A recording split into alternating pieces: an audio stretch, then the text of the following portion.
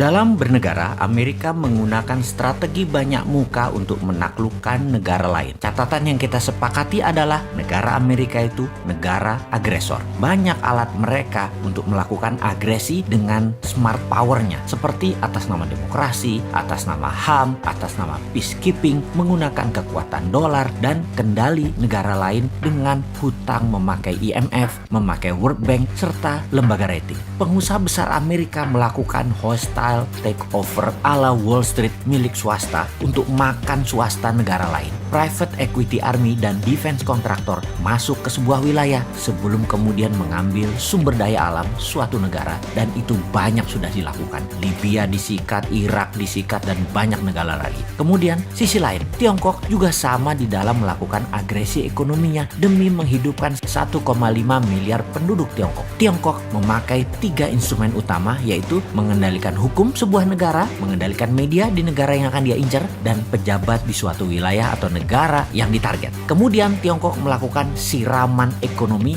melalui BUMN Tiongkok, uang Tiongkok, SDM Tiongkok, dan teknologi Tiongkok. Indonesia kalau bersama Mardigu Nation New Mind akan juga merubah permainan. Kita tidak akan mau kena instrumen Tiongkok dan tidak akan pakai lagi instrumen Amerika. Jadi ketika mendapatkan mandat siapapun New Mind, maka saran terpentingnya akan diubah pertama-tama adalah posisi Bank Indonesia. Kemudian Kementerian Pertahanan. Kementerian tersebut bukan bertahan dengan menguatkan bedil persenjataan dan mesin perang fisik, namun membangun 5 garda penyerangan. Sungguh, apa yang saat ini manajemennya di Kementerian Pertahanan hanya 1/5 dibandingkan apa yang akan kita bangun dalam Kementerian Perang atau Minister of War atau Department of War ala New Mind. Di negara berdaulat dan negara besar, Kementerian Pertahanan manajemennya dan actionnya sudah berubah sejak 20 tahun yang lalu. Indonesia sudah memiliki banyak panglima, menteri pertahanan, namun sayangnya semuanya old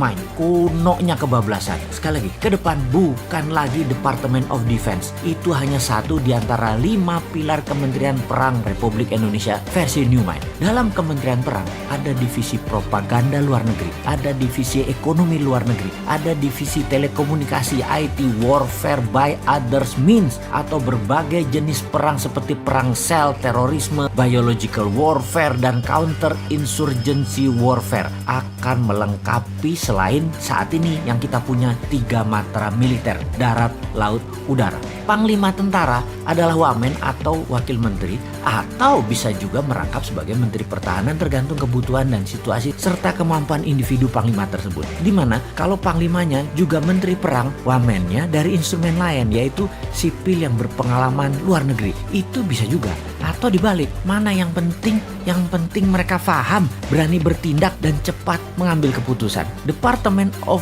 Homeland Security adalah kementerian yang membawahi kepolisian. Kepolisian sekarang tidak direct ke presiden, tapi di bawah kementerian. Kementerian Homeland Security dan National Defense Council di bawah Menko Pertahanan, Keamanan, dan Perang, Menko PKP. Ini nomenklatur kementerian baru. 3 pilar Mardigu Nation itu sederhana. Itu diwakili 1 Menko Ekonomi dan SDM, 2 Menko PKP, Hukum dan Politik, dan 3 Menko Kesra dan HAM. Di dalam membangun kekuatan serang, maka pasukan elit Densus Gultor menjadi 1. Densus di dalam, Gultor serang keluar, dan ofensif ke negara lain. Ini di bawah National Security dan Defense Council. Jadi kalau ada kementerian ditambah, pasti ada kementerian yang dikurangi atau ditutup. Maka Kementerian Tenaga Kerja akan jadi Dirjen Tenaga Kerja di bawah Kementerian Pendidikan. Juga Kementerian Pemuda dan Olahraga masuk ke Kementerian Pendidikan. Kementerian Sosial akan hilang, langsung dikasih ke Pemda, dinas sosial di pemerintahan daerah masing-masing. Kementerian Peranan Wanita ditiadakan,